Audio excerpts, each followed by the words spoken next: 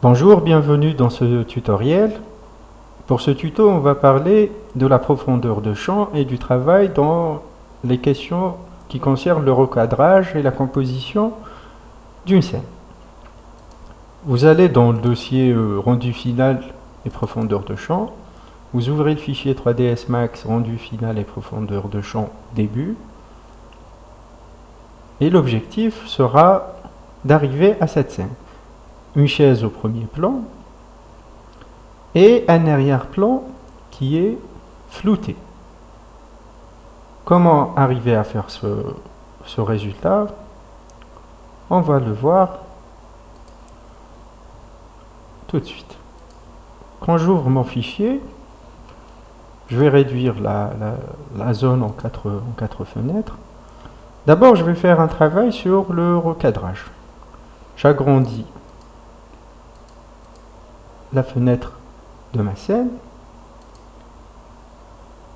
Je vais dans Configure Viewport et je vais essayer de faire apparaître dans la zone de ma caméra la règle des tiers. Je désactive les deux premiers paramètres et je rentre les valeurs suivantes: 66, 66, 0 et 0, 66, 66. Et je coche ces deux options et j'applique à ma vue. Là, qu'est-ce que vont apparaître? Vont apparaître les lignes qui vont essayer de m'aider dans le cadrage de ma scène, et c'est la fameuse règle des tiers. C'est-à-dire que si je veux mettre un sujet en évidence, je vais essayer de le mettre sur ces points qui sont importants. Je réduis ma scène. Je vais avoir besoin de la vue en plan et de la vue de ma caméra. Je sélectionne ma caméra.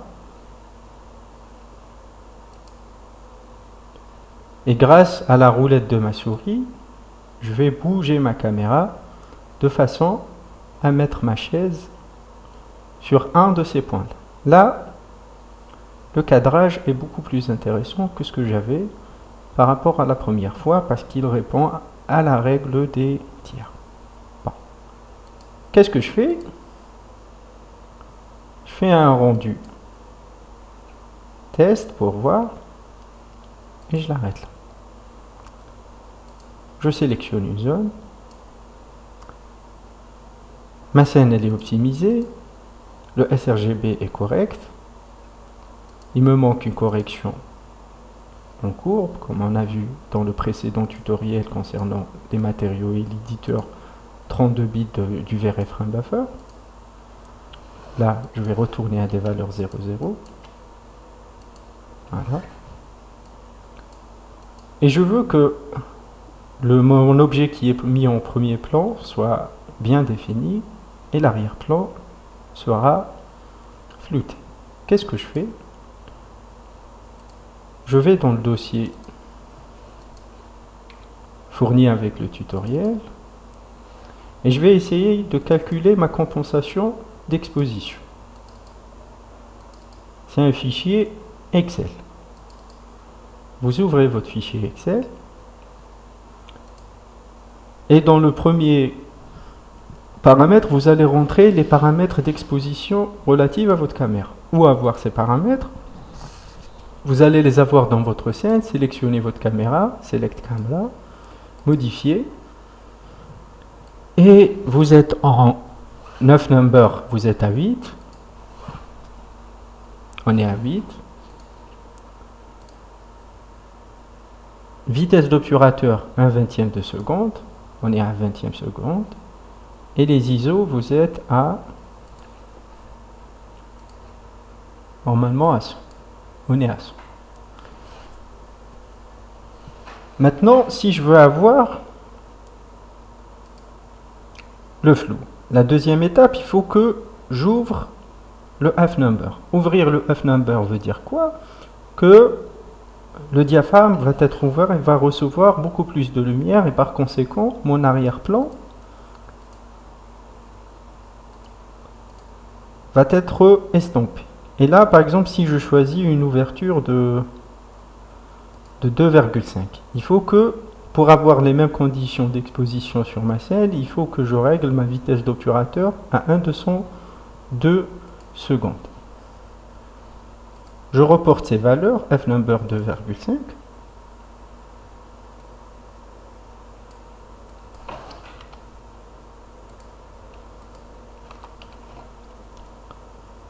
La vitesse de l'obturateur à 202 secondes.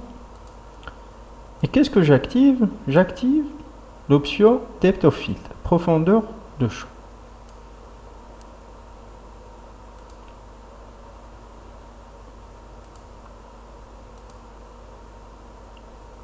Enable mesh. Elle est là.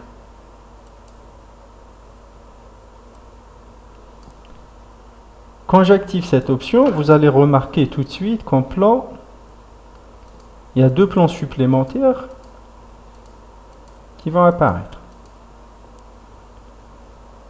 Qu'est-ce que je fais? Je sélectionne la cible de ma caméra, je choisis déplacer, et je déplace ma cible sur le sujet que je veux mettre en évidence. Cela veut dire quoi? Veut dire que l'objet qui est dans la limite de ce plan-là sera clair, et tout ce qui est derrière ou avant sera flouté. Je reviens à ma caméra, render setup, vary frame buffer, show last frame buffer. Je fais un rendu région et je lance. Les presets sont chargés en rendu final.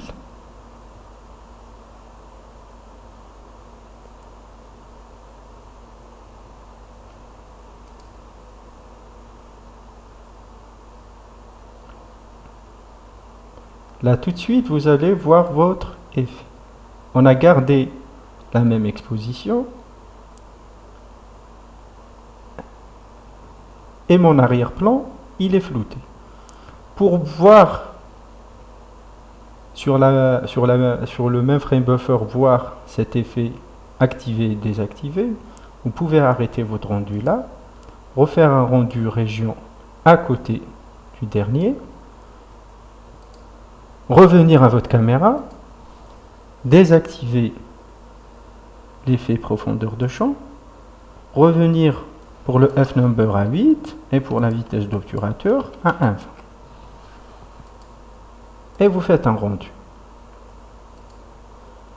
Et là, vous allez pouvoir comparer entre un arrière-plan flouté et un arrière-plan qui n'est pas flouté. Voilà son effet de flou.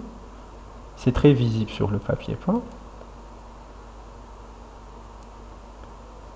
L'objectif de cet exercice, c'est d'avoir un effet flouté. Donc, je vais arrêter le rendu là, désactiver le rendu région.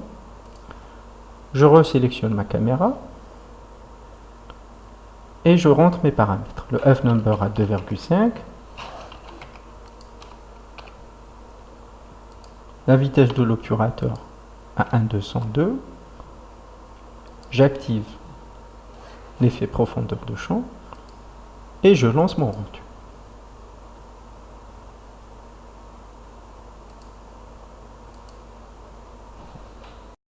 Voilà, on est presque arrivé à la fin du rendu.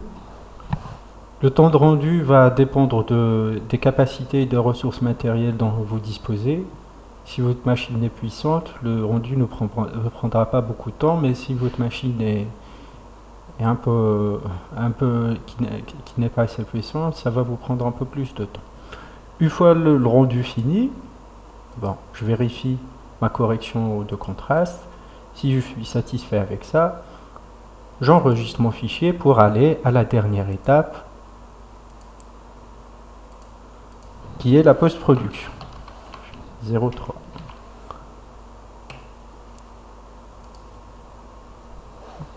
Voilà, c'est terminé pour le tutoriel profondeur de champ et rendu final.